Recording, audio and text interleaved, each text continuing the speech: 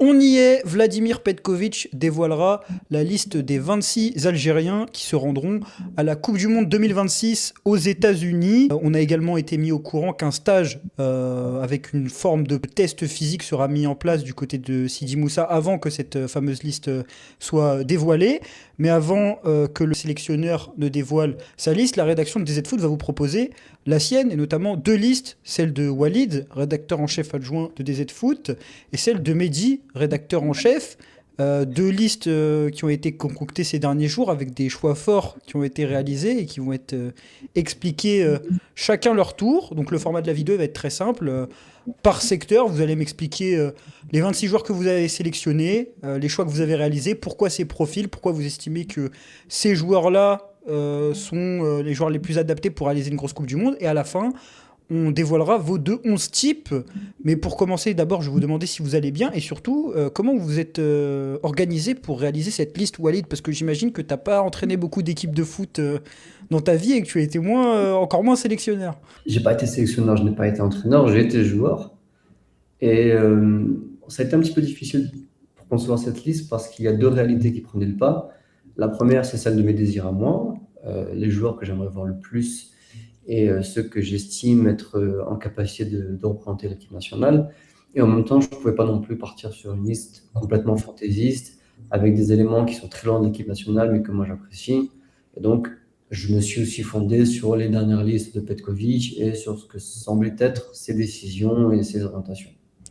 Est-ce que Mehdi, tu penses que sur ce genre de liste, on peut se permettre des surprises et avoir des premières convocations en sachant que la dernière référence qu'on a en tête pour une liste à un mondial, c'est celle de 2014, où il me semble qu'il y avait eu quelques premières convocations de mémoire, notamment celle de Marez, qui me semble fait sa première convocation sur les matchs amicaux du mois de juin, juste avant la Coupe du Monde. Ou est-ce que tu penses justement qu'avec cet Petkovic qui a déjà connu une Coupe d'Afrique des Nations il y a 6 mois, on a déjà un groupe qui a installé et c'est juste des petits changements périphériques qui vont se Jusqu'en réaliser? mars, j'aurais dit que non, c'est quelqu'un de très conservateur, mais on a vu qu'au mois de mars, il a quand même fait appel à de nouveaux joueurs. Donc pour moi, ce ne serait pas étonnant de retrouver un ou deux joueurs qui n'ont jamais été appelés avant pour ces deux derniers matchs amicaux. Et pour revenir juste à la composition de la liste, évidemment que nous, on a un regard extérieur. Ce qui nous manque, c'est la vie du groupe. On ne sait pas comment vit le groupe et comment est-ce que l'entraîneur il voit ces joueurs-là. Mais globalement, on se base un peu sur les idées de l'entraîneur pour faire cette liste. Ouais, parce que l'idée, comme ça a été dit, c'est de réaliser votre liste, bien évidemment, en étant un minimum réaliste. Et on va commencer dès maintenant avec le poste de gardien de but. Juste avant, n'hésitez pas à vous abonner à la chaîne YouTube de DZ Foot. Et également, si vous venez du site, bah, continuez d'aller sur le site et d'aller sur un maximum d'articles ou de découvrir le site si vous venez de découvrir le média DZ Foot, ce qui me semblerait étrange. En tout cas, on peut commencer avec le gardien de but. On a appris qu'il y aurait donc 4 gardiens, comme Walid me le rappelait en off, au stage qui va être organisé à Sidi Moussa, plutôt les tests physiques qui vont être réalisés. En tout cas, nous, on a choisi, enfin, vous avez choisi de sélectionner 3 gardiens. Je pense qu'il y aura 3 gardiens dans la liste finale. Et on va commencer parce que vous avez, parmi ces 3 gardiens, 2 gardiens, 2 choix identiques. Mais dis qui sont ton gardien numéro 1 et ton gardien numéro 2 dans cette liste, qui vont s'afficher à l'écran. Alors, j'ai mis comme gardien numéro un Oussama Ben Bout. Oussama Ben Bout, parce que pour moi, c'est le joueur qui correspond le plus à ce qui devrait être un numéro un par rapport à ses qualités intrinsèques. Évidemment, ce n'est pas le choix, a priori, de Petkovic qui a choisi Lucas Zidane. Mais pour moi, dans un monde idéal, Ben Bout, il aurait été numéro un depuis un petit moment. Et dans un monde encore plus idéal, il jouerait dans peut-être un club qui jouerait la Champions League africaine au minimum chaque année, peut-être un grand club algérien, mais bon, malheureusement, il n'y a pas de grand club algérien qui joue régulièrement la Champions League, mais peut-être un grand club africain. Mais c'est peut-être un peu ça qui l'a un peu freiné dans les choix de Petkovic, qui ne regarde pas tant que ça le championnat. Mais pour moi, c'est lui qui mérite, d'autant plus que voilà, les titres qu'il vient d'emporter avec l'USMA d'Alger, pardon, j'ai fait dire une bêtise, l'USMA d'Alger. Donc pour moi, c'est lui le numéro un. Et pour moi, Zidane, ça peut être un bon numéro 2. Et c'est un choix fort si on compare à la dernière Coupe d'Afrique des Nations, puisque Lucas Zidane avait été le gardien titulaire, mais un choix qui me semble pas non plus, comment dire, surprenant, dans le sens où au cours des dernières vidéos, j'avais senti que vous aviez quelques doutes concernant Lucas Zidane. Et Walid, en tout cas, tu es d'accord avec Mehdi parce que tu alignes également Bon, là, je spoil un peu la compo de la fin, mais c'est important dans la structuration du groupe. Tu mets également Benbo titulaire et Zidane sur le banc. Absolument. Le poste de gardien de but est assez sensible dans la mesure où effectivement il n'y en a qu'un qui pourra être aligné sur le terrain. Et au moment de composer notre liste, et notamment pour ce poste-là, moi je pars toujours à l'idée de mettre à l'esprit, il doit y avoir un numéro 1 qui est clair, il doit y avoir un numéro 2 qui est en capacité de pallier au numéro 1 en cas de défaillance de celui-ci, blessure, suspension ou autre. Et le numéro 3 ne doit pas avoir l'espoir de jouer. Il ne doit pas avoir l'espoir de jouer, à mon sens, parce qu'il euh, est là pour assurer la vie de groupe, il est là pour apprendre, il est là pour être parfois soit le grand frère qui encadre, soit le petit jeune qui est là pour soutenir et partager son enthousiasme. Donc voilà, c'est toujours un poste qui est un peu sensible. Effectivement, Bonbot, je pense que ce serait une erreur de le rappeler pour le mettre sur le banc. Après le mélodrame qui a été son absence suite à la Coupe d'Afrique des Nations, il a été très déçu, il a pris sa retraite anticipée. Il fait son retour et il le fait avec ambition. Donc logiquement, s'il en est, ça n'est pas pour être sur le banc. Ouais, surtout que, comme tu l'as dit, en matière de dynamique, la dynamique, elle parle pour lui, vu qu'il a gagné la Coupe de la Confédération de la CAF, notamment en étant élu homme du match, il me semble, sur la finale, si je dis Il pas n'a de pas été bêtises. forcément top dans cette finale, mais il a aussi gagné la Coupe d'Algérie. C'est voilà, c'est un joueur qui est régulier, qui est excellent en club. Donc pour moi, c'est lui qui devrait être numéro un, mais même si je suis convaincu que Petkovic ne va pas faire ce choix-là. Moi, je l'avais trouvé bon, je sais plus si c'était je crois que c'était la demi-finale contre le club marocain de Safi. Surtout le match retour là-bas, je l'avais trouvé vraiment intéressant. Et c'est vrai que Lucas Zidane, il y a une question qui peut se poser sur son statut titulaire. Surtout que, bon, en club, il me semble pas être sur la même dynamique que Ben Both. Au niveau du troisième gardien, c'est votre première divergence. Walid, je te laisse introduire ton choix. Tu as choisi un profil assez jeune qui évolue du côté du Stade Rennais. La Zog, oui, c'est mon choix, et pour une raison simple, c'est que c'est un profil d'avenir, je le crois. Je sais qu'il est très apprécié par Boukara, que du côté du Stade Rennais, on l'évoque effectivement comme étant l'un des plus grands espoirs du club à ce poste. Euh, et aussi parce que, je me dois d'en faire la confession, il n'y avait pas forcément ce profil d'expérience-là capable d'accepter ce rôle de numéro 3 qui ne jouerait pas. Si on pense par exemple à Gaël Marbah, je pense que ce serait une erreur de mettre en numéro 3 parce que Marbah est un compétiteur qui souhaite jouer, qui n'a jamais réellement eu sa chance en équipe nationale et que s'il vient, peut-être que ce serait un peu difficile pour lui d'accepter d'être numéro 3. Et cette logique-là, elle a pris le pas sur bien d'autres et ça a été le cas pour beaucoup de profils. Donc, Blazog n'aurait aucune chance de jouer. En tout cas, c'est mon approche à moi. Je ne pense pas qu'il ait aujourd'hui le niveau pour jouer, mais il pourrait déjà s'inscrire dans cette logique-là d'équipe nationale et on pourrait déjà envisager avec lui une transition progressive s'il parvient à confirmer tous les espoirs placés en lui par d'abord l'équipe nationale A prime, puis l'équipe nationale A, puisqu'il a déjà été retenu sans avoir joué. Et c'est ce qui, selon moi, justifie cette présence. C'est bien parce qu'en justifiant ton choix, tu t'es attaqué à celui de Mehdi qui a convoqué le gardien de la GSK, qui a décidé de le convoquer. Mais est-ce que tu pourras nous convaincre du fait que ton choix est bien plus pertinent que celui de Walid? C'est simple, on parle d'une Coupe du Monde. C'est que s'il y a trois gardiens, s'il y en a deux qui se blessent, Kylian Bellazo, qui n'a 0 minute en pro, deviendrait titulaire en Coupe du Monde. Donc pour moi, comme il n'y a pas clairement de numéro un déjà, on ne va pas chercher des jeunes en devenir. Et je pense que Melbah serait pour moi un gardien complet dont on aurait besoin. On a besoin de gardiens complets et d'expérience. Je pense que c'est ça qui justifie le choix de Melbah pour moi. L'argumentaire de Mehdi fait sens et je me suis aussi posé la question de savoir ce qu'il adviendrait s'il venait à se blesser, enfin si les gardiens principaux venaient à se blesser. Mais néanmoins, je pense que la logique d'un groupe, ça compte vraiment beaucoup aux yeux d'un coach. Euh, le poste de gardien, c'est un poste qui est un petit peu toxique, si je peux utiliser cette expression-là, dans la mesure où les remplaçants, s'ils ne sont pas convaincus par le fait qu'il y ait un minimum de méritocratie à ce poste, ils pourrissent l'ambiance très rapidement. Si on prend l'exemple de 2019, Doha était un gardien professionnel, était un gardien de bon niveau, mais il savait également qu'il n'avait aucune chance de jouer le moindre match. Et je pense que c'est de par le fait qu'il était limite euh, de gratitude quant au fait qu'il était sélectionné pour la compétition, qu'il s'était montré comme étant un véritable grand frère, un élément moteur qui poussait les gens. Euh, Si on met Marbah, on se retrouve avec quasiment trois potentiels numéro un et sans une hiérarchie claire et bien définie, j'ai peur que ça vienne effectivement à l'ambiance un peu toxique, au vestiaire les discussions de vestiaire qui se retournent contre tel ou tel joueur, et ça pourrait se retrouver justement contre Lucas Zidane. On aurait un Marbah qui dirait moi je suis meilleur que lui, pourquoi je suis sur le banc, Bonne qui dirait pourquoi je suis revenu en équipe nationale si c'est pour être sur le banc, etc. etc. Voilà, c'est la logique. On passe donc aux défenseurs. N'hésitez pas à nous dire en commentaire ce que vous pensez des choix de Walid et Mehdi et nous proposer également vos listes qu'on lira attentivement. Vous pouvez d'ailleurs les confectionner sur le site de DZ Foot. On mettra l'outil en lien. N'hésitez pas à les partager sur les réseaux sociaux. En défense, vous avez tous les deux, bah non du coup parce que Walid a sélectionné 8 joueurs et Mehdi 9 joueurs, mais vous avez tous les deux opté pour un système à 3 défenseurs avec des pistons, ce qui explique aussi certains de vos choix qui sont donc pratiquement identiques, sauf le joueur qu'a rajouté Mehdi. Mehdi, je vais te laisser me citer les défenseurs centraux que tu as sélectionnés pour cette Coupe du Monde 2026. Alors pour la défense, bah, classiquement, il y a des joueurs qui sont évidents comme Aïssa Mandi, comme Rami Bessebaini, mais aussi pour moi, comme troisième choix en défense, toujours Belhaid. Pour moi, c'est lui qui arrive vraiment juste derrière eux. Sur les côtés, bah, on a Aïd Nouri avec son remplaçant naturel qui est Hadjem. Tous les deux peuvent être des titulaires potentiels en fonction du type du schéma tactique. Sur le côté gauche, côté droit, pardon, il y a Belrali, évidemment. Après, derrière, bah, j'ai mis des choix qui sont des joueurs qui peuvent être polyvalents.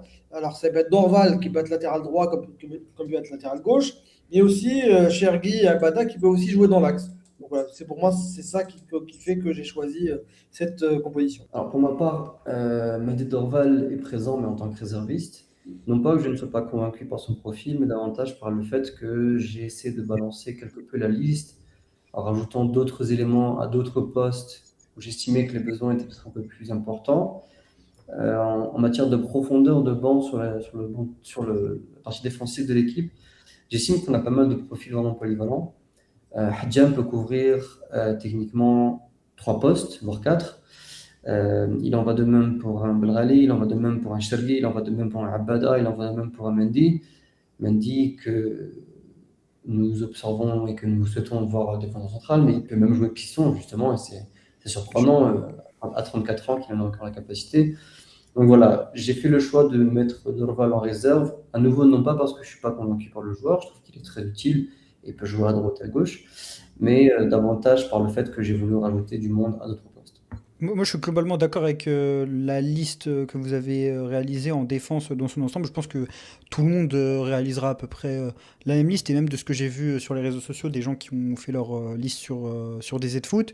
Mandy, on est d'accord que c'est un cadre. Ben Sebaini aussi, c'est titulaire. Euh, Belrali, Aït Nouri se sont installés au poste de piston. Moi, par contre, je suis plutôt d'accord avec Mehdi sur le fait de prendre Dorval. Dans le sens où à la dernière CAN, je trouve qu'on a eu quand même pas mal de blessés dans le secteur défensif et je trouve qu'on a pas mal de joueurs fragiles. Et bien que Mandy puisse faire le poste de latéral droit, je préfère quand même le garder dans l'axe et avoir un joueur un peu plus rompu, surtout si on est dans un système avec des pistons. Mais en tout cas, c'est des listes avec lesquelles je pense que tout le monde sera d'accord au niveau des défenseurs. On passe au milieu de terrain où déjà il y a une première différence, c'est que Walid a décidé de prendre un milieu de terrain en plus que Mehdi, mais il y a bien évidemment des noms qui sont des références à ce poste-là en équipe nationale, mais peut-être le secteur où il y a le plus d'interrogations, contrairement à la défense centrale, où il y a des dynamiques en question. Il y a également l'historique de certains joueurs vis-à-vis de la sélection nationale qui pourrait faire à ce qu'ils constituent ou non des surprises ou des absences majeures. On va commencer par le classique. Vous avez tous les deux, bien évidemment, convoqué Hicham Boudaoui. On est d'accord que c'est le patron de la sélection dans ce secteur et je pense qu'il n'y a, il y a pas besoin d'argumenter. Juste une petite réaction. Est-ce que vous pensez qu'il faut le laisser du côté de nos amis niçois qui doivent sans doute énormément l'apprécier en tant que footballeur et en tant que personne? Je pense qu'il y a des dates imposées par la FIFA et malheureusement, c'était au championnat, la Ligue française de s'organiser en sorte que de pouvoir les libérer. Il y a une Coupe du Monde. Déjà, la préparation est courte. Donc, s'il faut en plus lâcher des joueurs après le 25 mai, bon, c'est comme ça. Hein. Nice, ça fait depuis le début de saison qu'ils sont en galère. Ils sont pas plus prioritaires que la sélection pour moi. Non, c'est un peu normal que le sélectionneur s'il veut le garder, il le garde. Malheureusement, je vais sortir un adage en latin. Doralex sed lex. La loi est dure, mais c'est la loi. Habeas infantinum Donc malheureusement, FIFA nous oblige à bien vouloir rappeler nos joueurs. J'en suis vraiment désolé pour ce merveilleux club, mais ça va pas être possible. Walid, à côté de Boudaoui, on verra quel joueur vous avez aligné au sein de vos compositions, ou même si celui-ci est titulaire. En tout cas, il y a une forme de garnison de milieu de terrain qui sont présents dans les listes de Vladimir Petkovic depuis un certain temps, qui étaient présents à la CAN. Enfin, des joueurs qui vont clairement candidater pour la deuxième place au milieu de terrain. Vous avez tous les deux mis Zorgan. Titraoui également, que vous prenez au mondial, qui n'était pas là à la CAN. Awar dans les deux listes. Shaibi et Maza. Et puis on va en venir à votre point de divergence. Et Walid, je vais te laisser énoncer ce premier nom qui avait été sélectionné pour la première fois lors du dernier rassemblement, genre de Schalke. Oui, on a une divergence quant au profil que l'on souhaite apporter au milieu de terrain. Pour ma part, je ne prends pas Ramiz Rouki, euh, non pas parce que c'est un joueur que j'estime être nul, ou etc., comme on peut très souvent lire sur les réseaux sociaux, ou l'extrémisme et de mise, pardon, mais j'estime effectivement que si on part sur un schéma à trois défenseurs, pardon, deux pistons et deux milieux de terrain, on ne peut pas se permettre d'avoir un nombre très important de profils. Et j'estime qu'on serait déjà plutôt couvert avec Zorgan, Titraoui, Benassar et Boudaoui pour la partie soit plutôt défensive, soit rôle hybride. Et donc, pour la partie euh, davantage offensive, j'ai choisi quatre noms également et des noms qui sont tous capables de faire preuve de polyvalence. On a évoqué Awar, qui peut aussi jouer ailier gauche. Je sais que lui aussi a été très critiqué. On a évoqué Maza. Et donc, celui auquel tu fais référence, c'est Aouchiche. Pourquoi Aouchiche? Parce que je trouve qu'il est sur une très bonne lancée avec Schalke. J'ai beaucoup aimé son entrée récente lors de la dernière trêve internationale avec l'équipe nationale. Et également, c'est un joueur qui est capable d'évoluer dans différents schémas, différents profils. Il peut jouer même 6, ce que peu de gens savent, 8, 10, les gauches. Plutôt technique, c'est un joueur que l'on peut faire rentrer en cours de match et qui peut apporter un surplus. Donc voilà, j'estimais que je peux te justifier d'avoir sa présence. Ma liste, dans sa globalité, est davantage tournée vers l'offensive et la possession de balle, je le concède. Ce qui explique également qu'il y ait un ou deux profils qui changent par rapport à Mehdi. Mais bon, le joueur que je ramène maintenant, c'est un défenseur que je n'ai pas pris. Et comme je l'ai évoqué, vu que je n'ai pas pris Dorval, eh bien j'ai un nom supplémentaire que je peux mettre au milieu de terrain ou en attaque, et en l'espèce, c'est Aouchiche. Aouchiche, alors que Mehdi préfère donc Zerouki, le milieu de Twente. Mehdi, on reste sur du classique, on prend pas de risque. Je comprends l'idée de Walid de privilégier un milieu de terrain en plus par rapport à un défenseur, vu la polyvalence qu'on a en défense, et d'autant plus que les questions qu'on a aujourd'hui au milieu. Mais je trouve qu'il manque quelqu'un dans le profil purement défensif au milieu, dans le choix de Walid. Parce que j'aime beaucoup Titraoui, j'aime beaucoup Boudaoui, mais pour moi, ils n'ont pas l'ADN vraiment du joueur. Devant la défense qui est capable de jouer dans d'autres schémas que la défense à 3. Et je pense qu'il reste un joueur important, Zaloré, même si il peut débuter sur le banc. C'est un joueur qui peut apporter à tout moment quand on a besoin de tenir la baraque, même si évidemment il y a beaucoup d'interrogations sur sa capacité à se sublimer quand l'équipe est un peu en dedans. Mais pour moi, ça reste un profil important. Après, pour le reste, bah, je compte moi sur des joueurs comme très polyvalents comme Titraoui, même comme Zorgan, comme Shaibi. Shaibi qui peut aussi, il parlait de Aouchiche. Pour moi, Shaibi, c'est Aouchiche aussi. C'est aussi bon qu'Aouchiche, sauf que ça joue en Bundesliga 1 et pas en Bundesliga 2. Donc c'est pour ça que je privilégierais plutôt Shaibi et Aouchiche pour le moment. Après, pour le reste, bon, je pense que c'est assez classique. Il y a Maza devant qui est en tant que meneur de jeu polyvalent, mais surtout meneur de jeu, avec Awar pour moi en deux. Voilà. Pour moi, ça correspond plus ou moins à ce qu'il faut comme profil. Les choix que j'ai fait, ça correspond vraiment à ce dont on a besoin au milieu. Avant de parler des joueurs que vous avez mis de côté, Walid, tu vas également expliquer le milieu de terrain justement qui remplace numériquement le choix de ne pas ramener de défenseur, qui est donc Ismaël Benasser surtout, il me semble, plutôt que J'allais Aouchiche. évoquer. J'allais l'évoquer. Je pense que c'est un joueur qui reste important, et ce, en dépit des problèmes physiques dont il a pu faire l'objet et auxquels il fait face depuis maintenant 3 bonnes années. Ça reste un joueur important, ça reste un joueur effectivement aussi capable d'impulser ce changement de rythme au milieu de terrain. Moi, j'aime bien les sentinelles qui sont capables de faire autre chose que de défendre. J'aime bien les sentinelles qui savent jouer au ballon, et c'est en ce sens que je pensais que sa présence faisait sens. Voilà. Peut-être Il encore plus que ces deux époques. il y a des noms en tout cas qui auraient pu être évoqués, qui pourraient être sélectionnés même le 30 ou le 31 mai, qui auraient également fait sens, mais qui pour vous ne le font pas. Je pense notamment à Nabil Bentaleb, même si je sais que bon voilà, il y a un Bentaleb en sélection et un Bentaleb avec le LOSC. Visiblement, on se dirigerait vers une sélection pour le mondial. Mehdi, toi, est-ce que c'est un choix que tu désapprouves? Qu'est-ce que t'en Ouais, penses? c'est un joueur qui est en sélection depuis 10 ans, plus de 10 ans, malgré son jeune âge. Et c'est quelqu'un qui n'a jamais convaincu plus de 2 matchs en sélection pour moi. Pas sur le plan technique, hein, c'est un joueur extraordinaire techniquement, mais sur le plan de, on va dire, comment dire, de la capacité à tenir mentalement, rester focus, faire ce qu'il faut, garder, comment dire, jouer vraiment ce qu'on lui demande, pas surjouer, pas tomber dans la facilité. Et c'est ça qui me dérange. C'est pour ça que pour moi, entre un Bentaleb et Ben et un Zalori, évidemment que Bentaleb, il a un Zalori dans chaque orteil. Sauf que Zalori, il applique ce qu'on lui demande. Même s'il a moins de talent, il applique ce qu'on lui demande.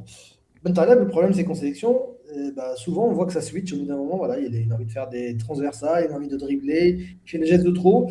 Alors qu'en club, on voit que il est capable d'écouter le sélectionneur parce que le sélectionneur est capable de le mettre sur le banc. Il sait qu'il peut aller sur le banc. Alors qu'en sélection, on a l'impression que parfois, il se sent titulaire, il se dit que je suis titulaire. Il y a aussi le facteur des données physiques que l'on n'évoque pas. Ben Taleb a des données physiques qui sont faibles, y compris au LOSC. Il court peu.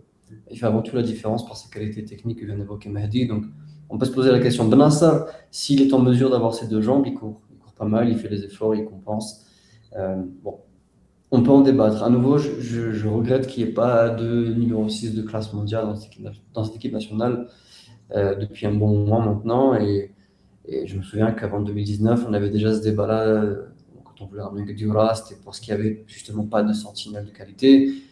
Et récemment encore, ils ont évoqué le retour de Victor Lekhal euh, pour les mêmes raisons. Voilà, il y a toujours ce débat-là qui se pose. On verra bien, Inch'Allah, ce qu'il en sera. On en revient aux attaquants pour cette liste et pour finir vos deux listes.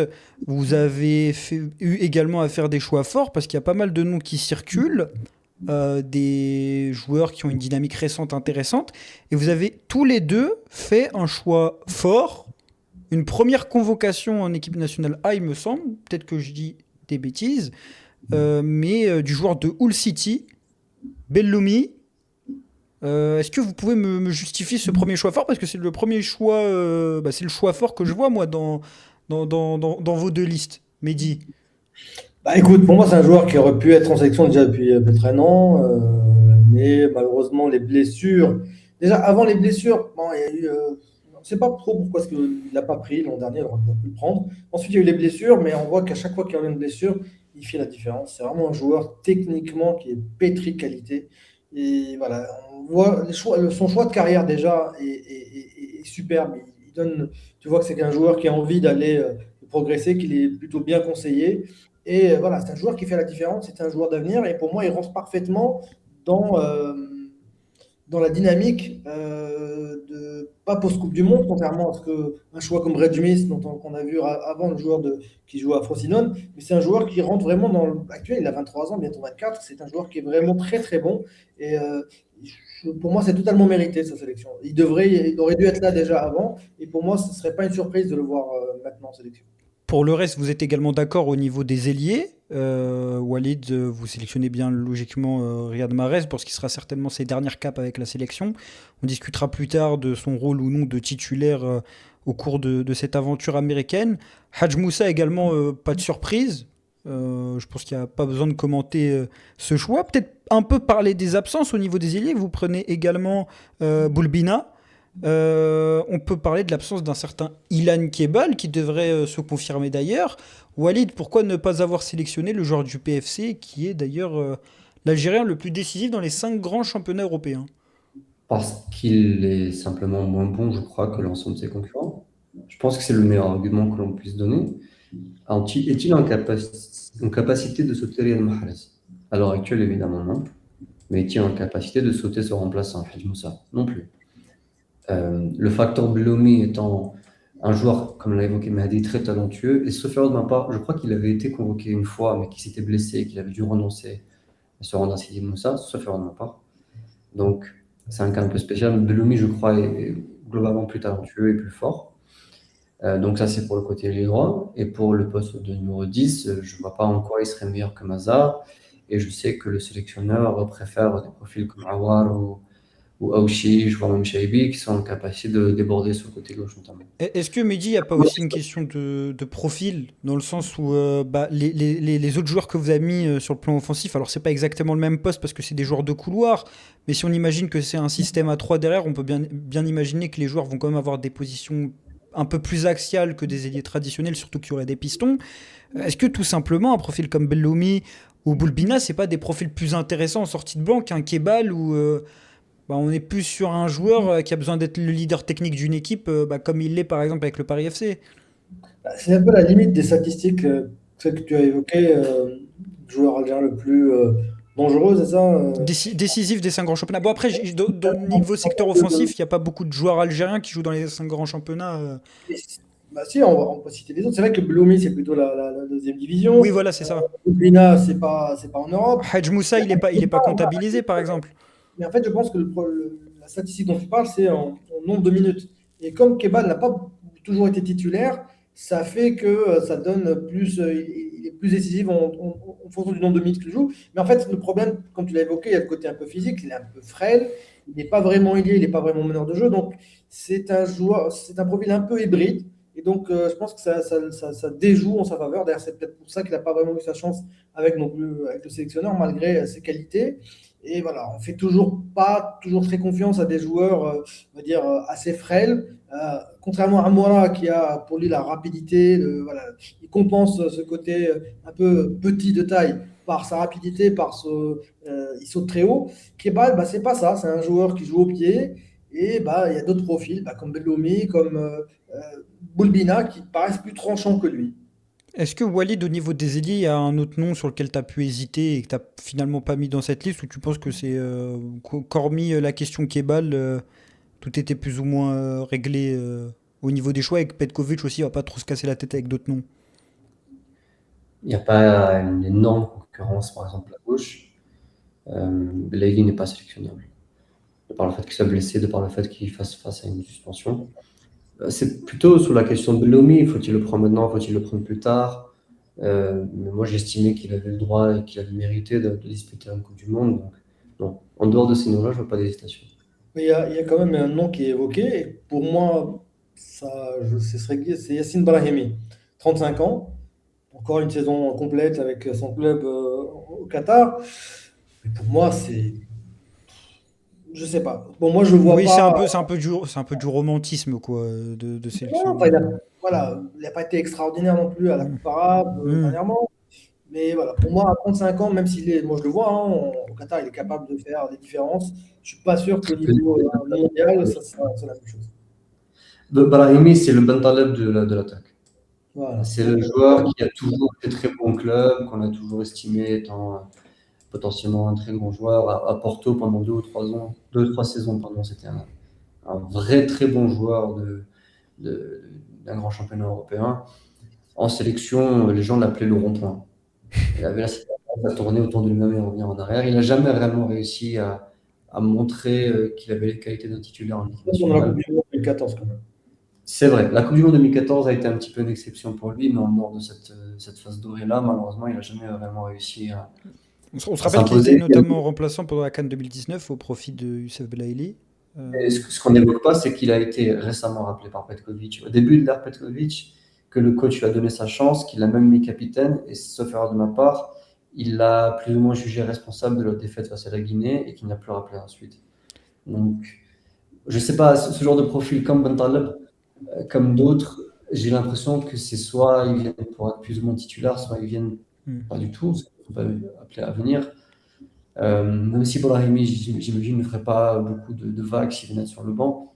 Je sais pas, on peut se poser la question, là. Le problème, c'est de savoir s'il vient, c'est en lieu et place de qui.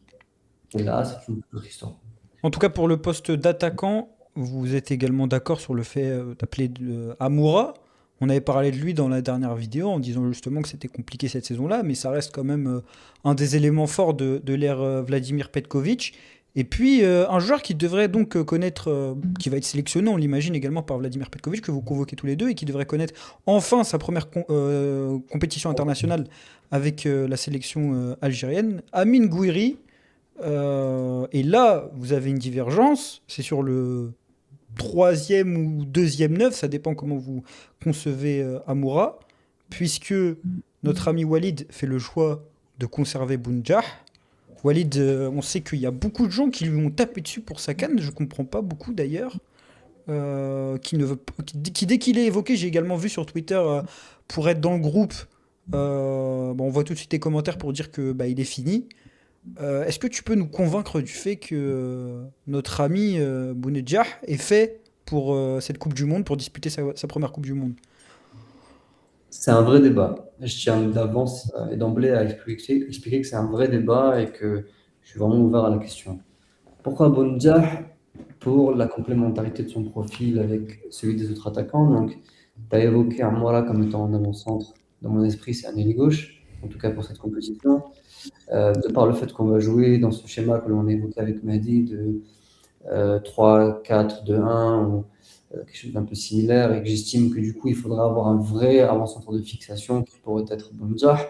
On ne peut pas se permettre d'avoir 4 numéro 9, je crois, dans cette équipe. Et Amora, même s'il est polyvalent, il en fait quand même partie. Voilà, ça reste un joueur qui est quand même utile par son profil. À la CAN, on a vu que quand il était présent sur le terrain, ça permettait malgré tout à l'équipe d'avoir des vrais points de fixation. Amora déborde sur son aile, Gouiri a la fâcheuse tendance à se désaxer également. Donc j'estimais que sa présence pouvait faire sens. Maintenant, quant à savoir s'il fallait prendre Bounedjah ou Ben Bourali, je suis ouvert à la discussion.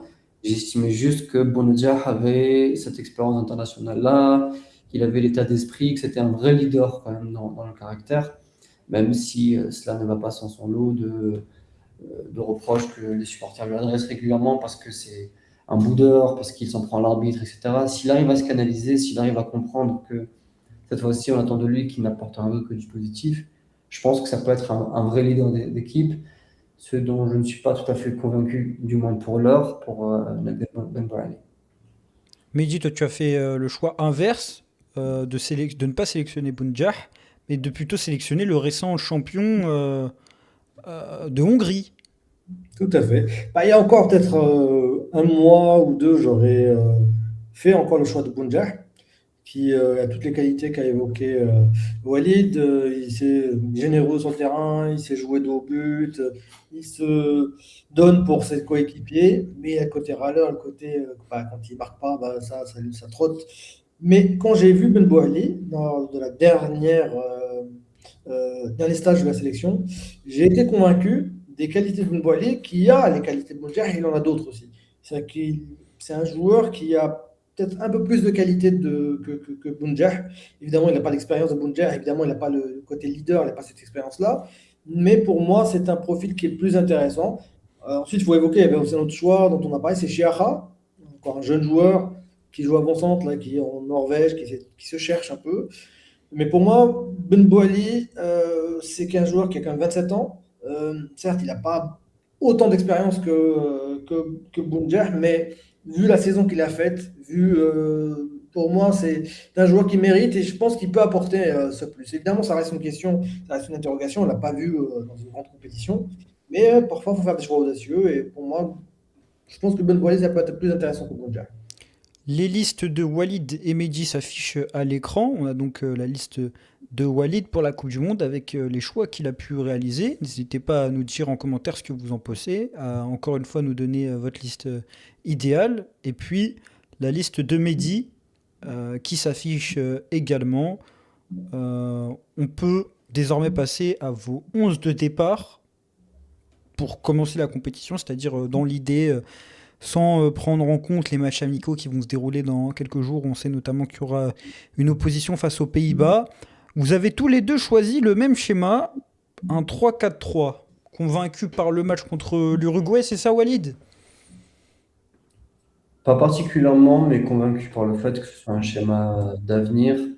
Cette équipe nationale a de vraies chances de disputer une belle Coupe du Monde, Inch'Allah, si elle est maître défensivement, et je crois que ce schéma peut y aider. Mehdi aligne Abada, lui, aux côtés de Mandi et Ben Sebaini.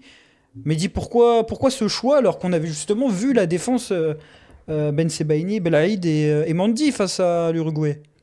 Oui, ce serait logique, hein. Je comprends. Mandy est plus, il a commencé comme latéral droit, il est plus à l'aise sur le côté droit. Mais pour moi, ce schéma comme ça, avec un Belrali qui monte beaucoup, je pense qu'on a besoin d'un défenseur qui couvre, qui soit rapide en retour. C'est risqué, évidemment, à Bada, parce qu'on le découvre. Mais franchement, j'ai beaucoup aimé en comparable et j'ai aussi aimé son stage en Italie. Je pense que ça peut être un risque à prendre de mettre Abada comme titulaire sur le côté droit, parce que je rappelle quand même qu'en 2014, on avait quand même un bel Calem que personne n'attendait. Donc, on peut faire des choix comme ça un peu surprenants, mais je pense que c'est un profil de joueur qui peut vraiment apporter cette fraîcheur que n'ont pas forcément des joueurs plus expérimentés. On voit la compo de Mehdi à l'écran, elle est quand même assez offensive. Enfin, moi, je pensais une équipe qui joue au ballon. Après, l'enjeu va plutôt être sur la phase défensive parce que tu alignes un double pivot Maza Titraoui. Ouais, ouais. Pourquoi? Parce que c'est vrai que pourquoi j'ai choisi que 8 défenseurs, 8 milieux, parce que je trouve que on va pas forcément jouer avec beaucoup de purs milieux de terrain, d'autant plus qu'on a d'autres joueurs qui sont capables d'être complémentaires. Un Mensebani qui peut monter balle au pied, un Ait Nouri, quand on le voit comment il peut apporter au milieu avec City. Voilà, il y a un Guiri qui peut dézonner. Donc il y a beaucoup de joueurs qui peuvent venir ajouter du poids, on va dire, au milieu. Et les choix que j'ai faits, Maza et Traoui, ce sont des joueurs techniques. Techniquement, ce sont des joueurs vraiment capables de sortir le ballon dans les petits espaces. Ils ont une vision de jeu, ils sont généreux, ils peuvent revenir gratter des ballons. Pour moi, ce sont deux jeunes joueurs et c'est très important dans le football d'aujourd'hui de pouvoir miser sur ces profils-là. Euh, c'est nouveau, c'est pas ce qu'on a l'habitude de voir. On a toujours l'habitude de voir des milieux un peu qui ont de l'expérience, un peu de la bouteille, un peu de la ruse. Alors qu'aujourd'hui, bah, un peu ce qu'on a vu au Barça, ce qu'on a vu, voilà. C'est des joueurs jeunes, techniquement capables d'apporter ce qu'il faut sans avoir besoin forcément de cette ruse qu'on pensait obligatoire au milieu. Justement, il y a un choix qui est un peu surprenant, c'est le fait de ne pas titulariser Hichem Boudaoui. C'est justement dans ce sens d'avoir un milieu un peu plus joueur que tu décides ça. Oui, dans ce schéma-là. Moi, Boudaoui, je le verrais plus dans un schéma avec une défense à 4, avec trois défenseurs, avec trois milieux, pardon. Mais dans ce schéma-là, ce qu'on va risque grandement d'aligner face à l'Argentine, on a besoin de joueurs vraiment très forts dans la transition offensive, très fort, pas forcément juste physiquement. Hein. Boudaoui, on sait qu'il est capable de monter balle au pied, mais des joueurs qui sont capables de prendre la bonne décision. C'est-à-dire, si on arrive à jouer les contres, je veux des joueurs qui sont capables de prendre la bonne décision, de donner le bon ballon sur l'une ou les deux rares occasions qu'on risque d'avoir face à une équipe comme l'Argentine. Et ton trident offensif, on a dit, tu avais Ait Nouri et Belrali sur les couloirs. Du coup, tu choisis d'aligner Amora, Hadj Moussa et Amin Gouiri. Bah, toujours dans cette idée, bah, on parle que de l'Argentine parce que ça va être ça, le début. Je pense qu'après, on pourra évoluer. Mais oui, on a besoin de joueurs qui sont rapides, qui sont capables d'être tranchants. Et un Guri qui peut descendre et servir, justement, lancer un Mora ou un Hadj Moussa. Il peut être aussi servi, on ne sait jamais, hein, ça peut arriver dans la surface, si un jour il n'oublie pas d'être dans la surface, sur des centres, etc. Mais voilà, je pense qu'ils sont assez complémentaires, même si on peut penser qu'un Hadj Moussa et un Belrali, ça peut faire doublon. Pour moi, c'est des joueurs qui peuvent apporter parce que justement, il y a des joueurs, comme je l'ai évoqué tout à l'heure, qui peuvent être complémentaires au milieu. Et on peut voir un Mora et Hadj Moussa vraiment en pointe et un Guri derrière qui aide au milieu. Donc, pour moi, ce sont des joueurs rapides, tranchants. C'est pour ça que je vois ces joueurs-là en devant. On passe à la compo de Walid, encore une fois le même système, avec dans sa défense à 3, comme je l'ai dit tout à l'heure, Belaïd, qui est titulaire dans la continuité du match face à l'Uruguay, dans la continuité de sa belle année 2026 avec l'équipe nationale. Est-ce que tu veux te justifier sur ce choix, sur le fait de pas aligner Abada par exemple, ou tu penses que c'est juste du classique? Ouais, aussi parce qu'il y a un petit peu d'automatisme qui se sont créés entre les différents profils. Abada, pour l'instant, n'a joué que latéral droit en équipe nationale, sauf faire de ma part.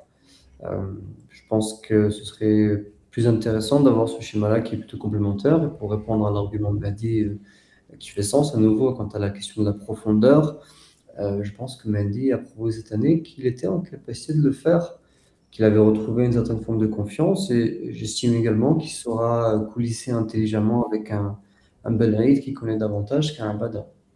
Ouais. Walid, pour le milieu de terrain, tu as fait des choix différents. Enfin, c'est un milieu de terrain qui est totalement différent que celui de Mehdi, puisque tu alignes bel et bien Hichem Boudaoui. Mais surtout, la grosse surprise, c'est qu'en fait, tu reconduis un peu le milieu de la CAN, puisque tu mets Ismaël Benasser titulaire. Walid, est-ce que tu peux te justifier sur ce choix de titulariser le joueur du Dynamo Zagreb? Pas évident à nouveau et Ah non, pas du tout. au moment de faire ce 11-là, c'est aussi parce que je me mets à l'esprit ce que Petkovic, lui, pourrait concevoir. Parce que si ça n'avait tenu qu'à moi, j'aurais mis Titellaoui. J'aurais mis Titellaoui Boudaoui. Euh, Benacer, parce que j'estime s'il est en capacité de jouer réellement, ce qui n'est pas tout à fait prouvé, et d'ailleurs sa présence à la Coupe du Monde n'est même pas certaine, mais s'il est en capacité de faire les efforts, c'est le joueur capable véritablement de constituer le milieu de terrain, capable de tout faire par excellence, d'apporter défensivement, d'apporter offensivement, de faire la différence, balle au pied, de faire la différence par la passe, de faire la course nécessaire de 40 mètres pour récupérer le joueur, attraper le joueur qui fait un débordement. Donc, sa présence fait sens. Et Boudaoui, parce que c'est également le joueur qui est capable de faire la même chose de l'autre côté, tout simplement. J'ai mis un milieu très physique, très dans l'impact, pour des raisons d'équilibre général de l'équipe, parce que le reste de mon effectif, justement, et on va passer aux pistons et aux offensifs, je n'attends pas d'eux qu'ils fassent de grands efforts défensifs, et auquel cas, il vaut mieux que le duo devant la défense soit bien plutôt intéressé par cette tâche. Belrali Ait Nouri pour les deux pistons, comme Meiji. En fait, du classique, la surprise aurait été plutôt de voir Hadjam sur l'un des couloirs ou Chergui. Bon, après en piston, Chergui, je pense pas que ce soit idéal. C'est plus dans une défense à 4 qui jouerait sur un côté. J'ai hésité pour Hijam. J'ai hésité pour Hijam. Le problème, c'est qu'il revient également d'une longue blessure. Mais ça peut en choquer plus d'un. Hijam, pour l'instant, a davantage prouvé en équipe nationale qu'Ait Nouri. Donc je me suis posé la question, mais malgré tout, j'estime que dans un rôle plus offensif et davantage délesté des tâches défensives, Ait Nouri, c'est quand même pas mal. Ouais. Pour le trio offensif, tu as choisi pratiquement le même trio que Mehdi, à savoir Amin Gouiri titulaire en pointe, Amoura à gauche, mais Ibrahim Maza à droite, là où Mehdi aura choisi Hadj Moussa. Donc tu vois Maza plus haut, pas dans le double pivot. Oui, je vois Maza plus haut et en réalité, quand on parle de à droite et à gauche, je pense que c'est un peu faux parce que dans ce schéma-là, en réalité, les deux profils derrière l'attaquant Hmm. en, en mouvement perpétuel, euh, combinent pas mal entre eux, se réaxent pas mal quand c'est nécessaire. Donc en réalité, ça pourrait même se transformer en Maza qui est une espèce de numéro 10 et Armoura Gouiri qui sont les deux Hmm. attaquants. Ça bougera pas mal. Mais effectivement, Maza, bon, je pense qu'il est plus utile quand il est plus haut. Et je pense qu'il est plus utile aussi quand il a une marge de manœuvre qui est certaine. Il prend beaucoup de plaisir quand on lui donne les clés du camion et qu'on l'invite à bien vouloir animer le jeu lui-même. En tout Donc je cas, pensais que ça se faisait sens. En tout cas, voici la composition de Mehdi et la composition de Walid. On imagine bel et bien que s'ils étaient coachs de l'équipe nationale, chose à laquelle on n'aura pas forcément le droit au mois de juin et au mois de juillet si notre sélection est toujours qualifiée pour Sans cette Coupe doute, du hein, c'est Monde. un poste, je veux bien prendre, hein. Ah, On va dire.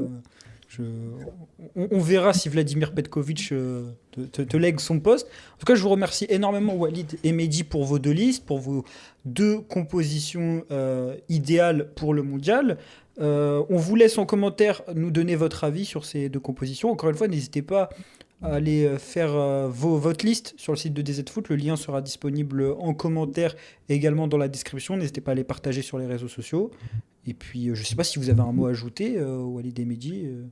Ouais, bah déjà, on a un choix commun, c'est qu'on met pas Mahrez titulaire, hein. Donc je pense que c'est Ça, quand même un c'est truc c'est vrai que j'ai oublié de souligner ça, mais je me disais que vu qu'il n'avait pas joué contre l'Uruguay, je pensais qu'il y avait quand même un certain indice sur le fait que Vladimir Petkovic allait pas forcément compter sur lui en cas de système à 3. Après, peut-être qu'à 4, il le conserve en tant qu'ailier, mais c'est vrai que c'est vrai que c'est un choix fort quand même historiquement de démarrer avec Mahrez sur le banc une compétition, surtout qu'elle sera vraisemblablement la dernière. On se retrouve le 30 mai ou ou le 31. Mehdi, pour la liste, je sais pas si vous souhaiteriez faire un Ouais, débrief. on fera un débrief, enfin, on fera le live comme d'habitude, et puis on fera peut-être un débrief après, ouais. Ouais, bah voilà. Bah en tout cas, on se retrouve pendant la Coupe du Monde sur DZ Foot. N'hésitez pas pour suivre toute l'actualité du football algérien et plus généralement, et puis certainement avec des vidéos. Il faudra convaincre Walid et Mehdi en likant la vidéo et en la visionnant de pouvoir réaliser, je sais pas, des débriefs, des avant-matchs. Pourquoi pas des formats avec des journalistes spécialisés sur les adversaires des équipes qui seront affrontées par les Verts.